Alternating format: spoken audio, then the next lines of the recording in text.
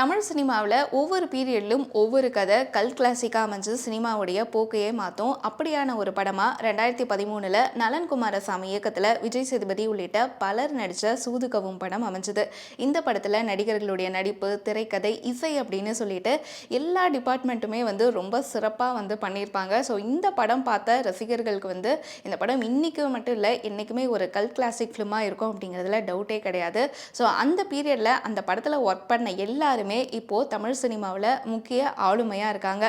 So இப்படியான ஒரு படத்துக்கு சீக்வல் அப்படிங்கிறது ஒரு பெரிய எக்ஸ்பெக்டேஷனை கிரியேட் பண்ணுச்சு. ஸோ சூதுகவும் 2 படத்தில் மிர்ச்சி சிவா ஹீரோவாக நடிச்சிருக்காரு. ஸோ இந்த சீக்வல் எப்படி இருக்குது அப்படிங்கிறத ரிவ்யூவில் பார்க்கலாம்.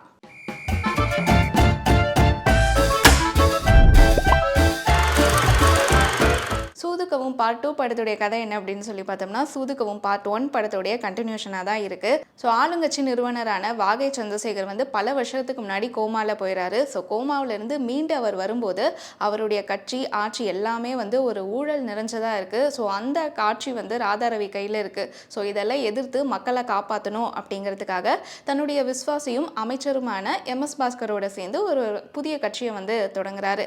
ஸோ MS பாஸ்கருடைய பையன், அதாவது கருணாகரன் முன்னாடி பாட்டில் அமைச்சரோட மகன் அப்படிங்கிற ஒரு ரோல் தான் வந்துச்சு. பட் இந்த பாட்டில் நிதியமைச்சராக அவர் ப்ரொமோட் ஆகியிருக்காரு.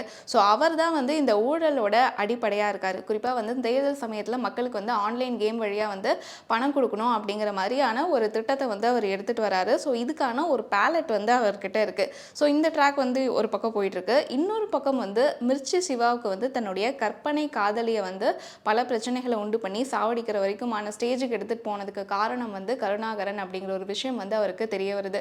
ஸோ இதனால் அவருக்கும் கருணாகரனுக்கும் ஒரு முட்டல் மோதல் உருவாகுது.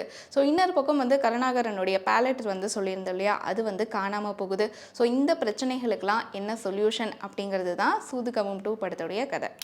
சூதுகவும் 2 படத்துடைய கதை என்ன அப்படிங்கிறத பார்த்தோம். இந்த படம் எப்படி இருக்குது அப்படிங்கிற ரிவ்யூ பார்க்குறதுக்கு முன்னாடி சூதுகவும் 1 பற்றி நம்ம ஒரு குட்டி ரீவைண்ட் போகலாம். ஏன்னா அப்போ தான் சூதுகவும் 2 எந்த மாதிரியான ஒரு இம்பேக்ட் கிரியேட் பண்ண தவறி இருக்குது அப்படிங்கிறத நம்மளால் புரிஞ்சுக்க முடியும்.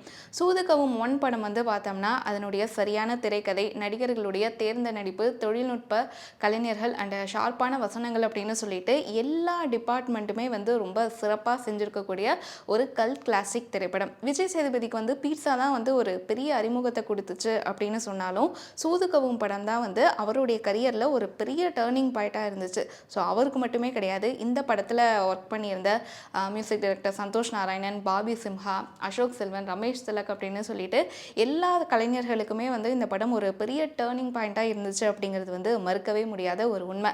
ஸோ இப்படியான ஒரு படத்துக்கு சீக்வல் எடுக்கணும் அப்படின்னா அதுக்கு நியாயம் செய்யக்கூடிய வகையில் ஒரு சரியான திரைக்கதை இருக்கணும் அப்படிங்கிறது முக்கியமான விஷயம். ஸோ ஸ்க்ரீன் பிளே ரொம்ப ஸ்ட்ராங்காக இருந்தாலே அந்த படத்தில் இருக்கக்கூடிய பெரும்பாலான குறைகளை ரசிகர்கள் கவனம் சிதற விடாமல் பார்ப்பாங்க அப்படிங்கிறது ஒரு முக்கியமான விஷயம். ஆனால் அந்த ஒரு விஷயத்தில் சூதுகவும் 2 கோட்டை விட்டுருக்கு.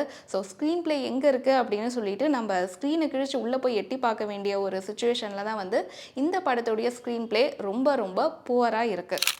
சம்மந்தமே இல்லாத ஹீரோ இன்ட்ரோவோட தொடங்கக்கூடிய இந்த படம் ரொம்ப நேரம் மூவ் ஆகாமல், அதாவது அடுத்த கதைக்கு நகருங்கடா அப்படின்னு நம்ம கதற வரைக்கும் அதே இடத்துலையே தான் நிற்குது.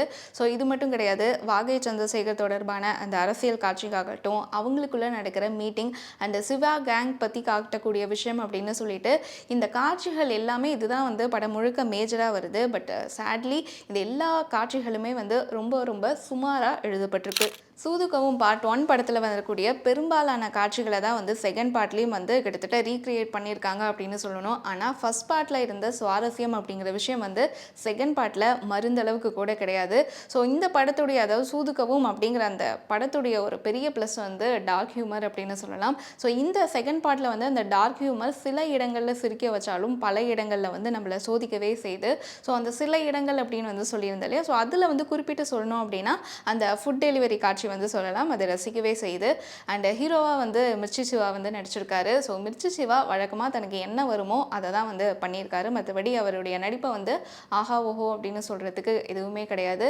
ஸோ இவரை தவிர முக்கியமான கேரக்டரில் நடிச்சிருக்கக்கூடிய கருணாகரன், MS பாஸ்கர், வாகை சந்திரசேகர், ராதாரவி, ஸோ இவங்க எல்லாருமே தங்களுக்கு கொடுக்கப்பட்ட காட்சிகளை சிறப்பாக பண்ணியிருக்காங்க.